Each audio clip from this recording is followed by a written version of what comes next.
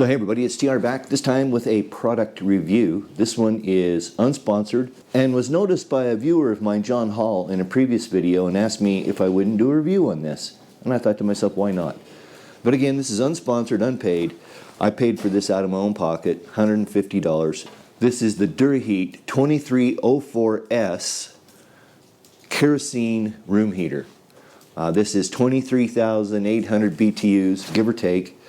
And I've been happy with it. I've had it for a couple years now. I guess probably my biggest complaint is this handle is really hinky. All right, so it's not really practical. I don't trust it to move it when it's hot.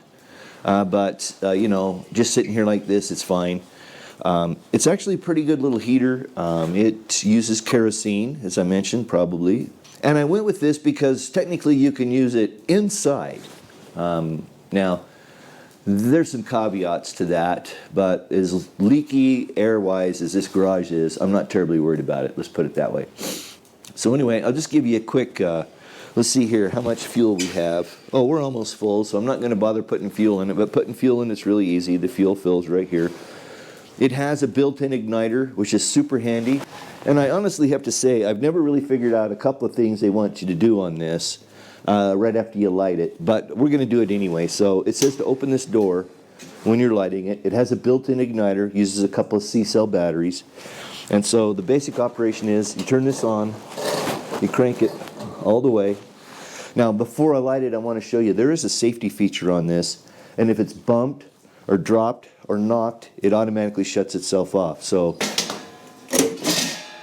did you see how that popped back? And it's pretty sensitive, it works pretty good. But anyway, to get it ignited, let me get you down here where you can see. All right, so we've cranked this knob all the way up high. And this is the igniter here. And so you watch through the little window here. And it should start glowing red back in there in a minute. We might be able to see it. We might have to get down here low. There it is. Okay. So if you look really careful, you can see it starting to ignite. And then pretty much once you see flames, you just let it off. And then slowly but surely, you'll see the flame starting to build in there. All right, so it takes a couple minutes for the flame to build. And then they say after 5 to 7 minutes, you come back and you adjust the flame a little bit. One of the things that's always been confusing to me, and I guess I've kind of just figured it out from using it, is they want you to set the flame height to no more than 1/2 inch. And I'm not sure exactly where it was measured from, but I've been setting it here, and I'll show you in just a minute. How I've been setting it up, and it seems to be just fine. They mentioned in the manual that if you burn it too high or burn it too low, it carbons up the wick, and then you have trouble with it. But so far, I haven't had any issues with it. There's a little adjustment right here. You see this? And they tell you to move this back and forth to even up the flame, to get it to burn evenly. And so I guess that's about as even as it's going to get.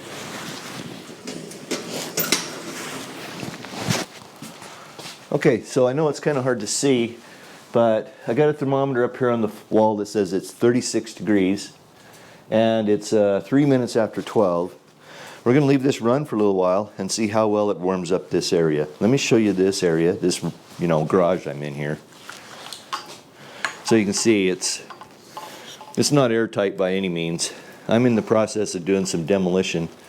It was leaking really badly in many spots, and so I've had to take and strip off a lot of the sheetrock and stuff to get ready for some demolition. But you can see over there's plenty of air coming in and around that door, mostly because it's rotten. So this heater's been running just about an hour, right at an hour, and I'm at 50 degrees inside here, which is more than comfortable. I mean, it is more than enough. I could easily take my coat off and work in here nice and comfortably. So I'd have to say I give it a pretty good score. I have enjoyed it. It has worked well to warm up this garage so I can come out here and work when it's nasty outside like it is right now. So if you found value in this video, give me that thumbs up. I always appreciate those. If you're not subscribed, please subscribe to my channel and ring the notification bell. Lots of great videos still to come. I invite you to support my channel in other ways by visiting my Amazon store. There's a link in the description below. Remember, as an Amazon affiliate, I get a small commission, but you pay the same price. And frankly, every little bit helps. It costs a lot to run a YouTube channel. Well, that'll have to do it. Thanks so much for watching. I sure do appreciate it. Until we get together again for another video, peace.